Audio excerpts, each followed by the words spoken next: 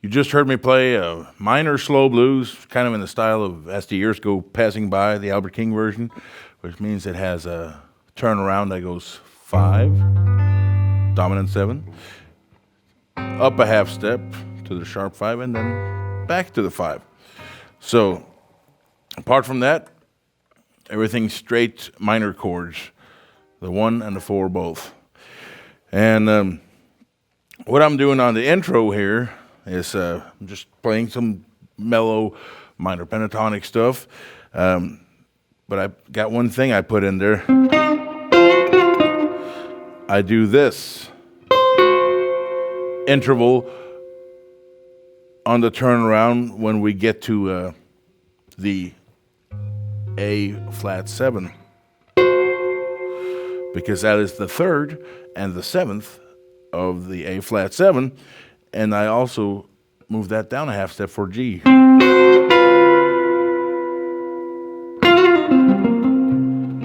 then resolve back to C. That's a move you will kind of hear me do in one variation or another several times during this performance. So I probably won't bring it up again, because now you know what it is. And in the first verse here, I'm just trying to really take my time, and that's important, especially on slow tunes like that with a lot of space. Space is your friend.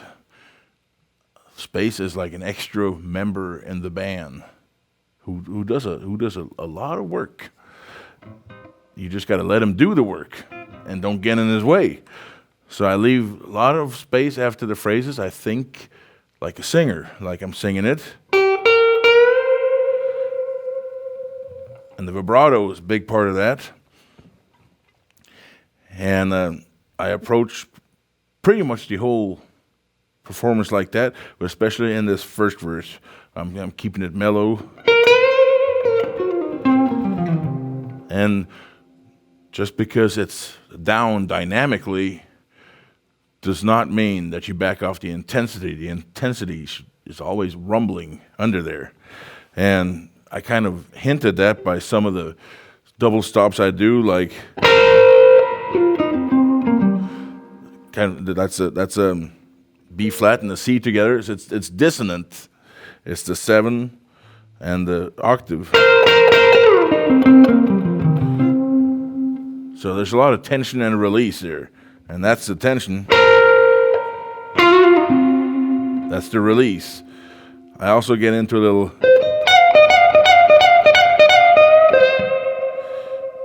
this little lick, which also has a lot of tension, restlessness, and then release. So just try and create that when you solo over slow blues, or any kind of ballad, really anything at all. But that's what makes it interesting. That's what makes it attention grabbing. That's what makes it dramatic. And you need drama in blues like this. In our second chorus, I start off by immediately switching gears. And this is the gear shift. This is a stick shift here on the guitar. I go to the bridge pickup for a totally different, much more aggressive tone. And I start off like that, like a barking dog, like rawr, but then we just settle right back down. It's just to get your attention.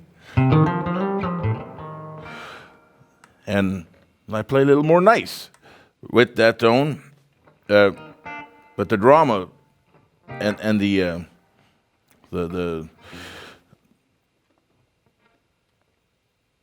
dramatic effect of what I just played, will keep your attention for a little more.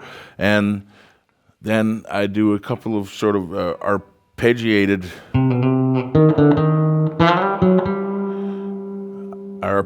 the C minor chord, but I end up with doing the major 7th. And even sliding down to the 6th, and that's the first time I introduced these two somewhat strange notes into this minor slow blues.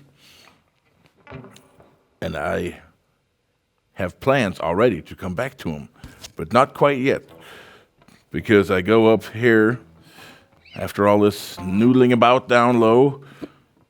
I do some Otis Rush style bends. Otis Rush was one of my all-time favorite guitar players.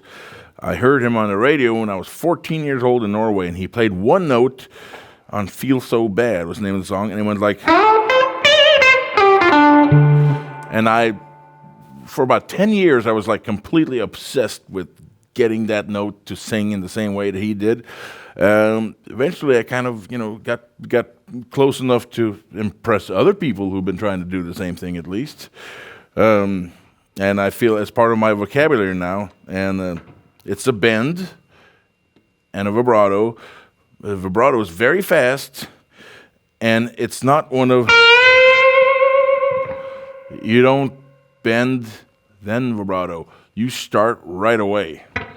So basically, when I hit the note, it's already bent up, and we start vibratoing. It's a different flavor, and it's very intense sounding. Harrowing, some might say.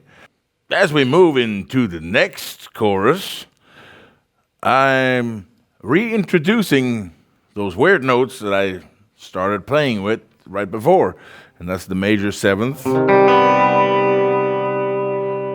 and the major sixth. It's like spy notes. So, and I do it by way of doing harmonics.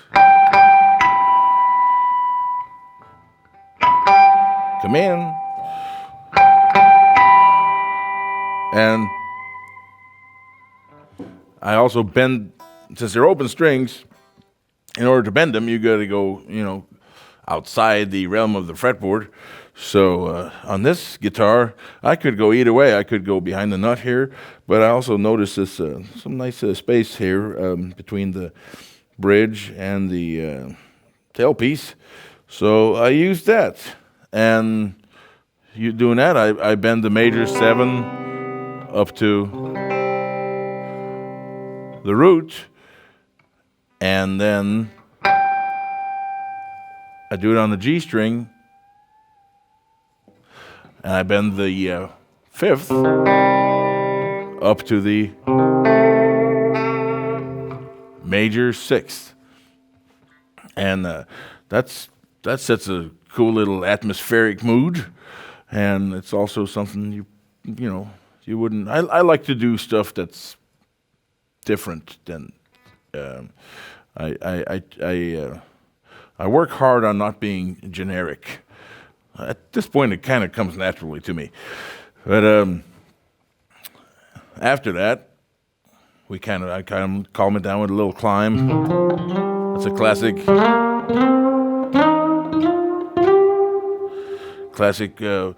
Buddy Guy move, and then I get into something else can't think of many other blues players who do.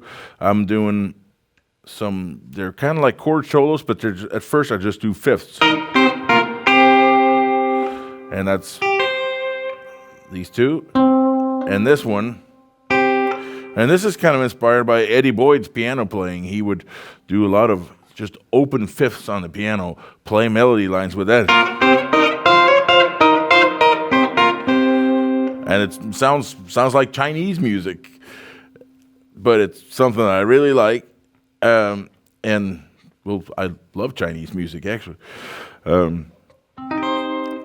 After that, I'm doing the same thing, but this time I'm using the whole minor chords.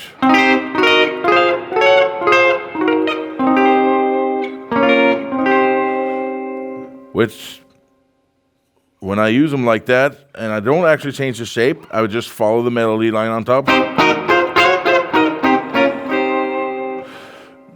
And they would actually contain quite a few notes that are harmonically wrong.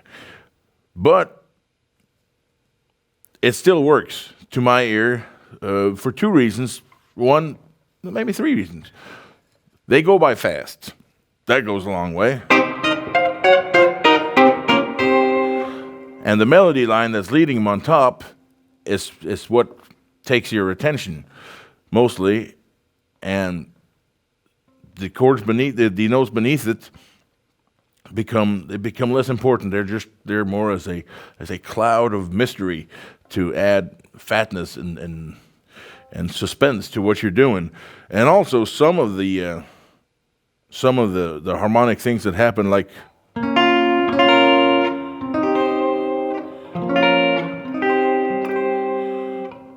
if I was going to do it harmonically correct, I would do a,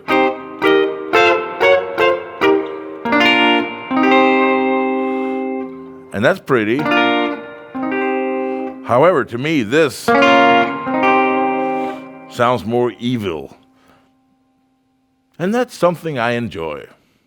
On this last chorus is when I utilize the full extent of my blues power, which means the bends, the vibrato, and really just milking the notes, those bends, and also I do a few pre-bends, as it's called. That means I'll bend up to the note before I hit the string, then I'll release it.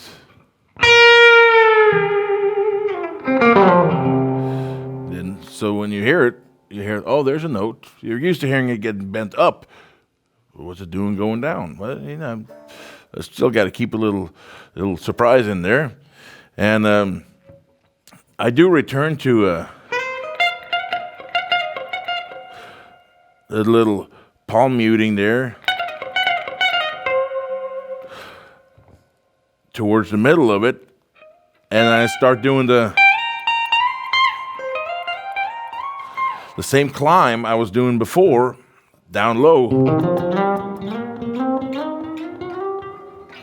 I'm now doing up high, and then I get to the top, and I do this sometimes. It's like the tuning down of the strings. It's not an exact science, but I will then proceed to play off the fretboard.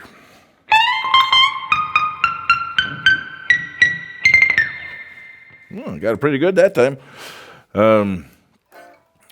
So, okay, I'll tell you the trick for doing that, because that's not a very common technique. Okay, first of all, you must be on the bridge pickup or the middle pickup, because if you're gonna play notes that are beyond the neck pickup, well, once you get past it, then you won't hear no sound, because the sound will actually be louder behind your finger. Now, how do you fret it? So you gotta go to the bridge pickup or middle pickup. How do you fret it, you say? Well, you gotta have a little bit of fingernail. Now, I bit mine this morning, so it's not so strong right now, but fingernail is pretty hard material. It's not as hard as a slide, but it's enough to produce an audible short note. So that's how you do it. You use your fingernail the tip of your fingernail as a slide. And then you got to just kind of hope and pray that you hit somewhere in the vicinity of the notes you're looking for. And if not, you can always just resort to nonsense and go away. And people will still applaud or have some kind of reaction, unless there's like a game on the TV. So that's kind of the zenith of that slow blues solo, and I end it on this, which is got a black magic woman. What's you know it from Peter Green, Black Magic Woman, but also like Otis Rush, All You Know, Love I Need Miss Lovin'. So that's a classic one. You got to have that in a minor slow blues. And I got it in there last minute. And thank you for listening to it.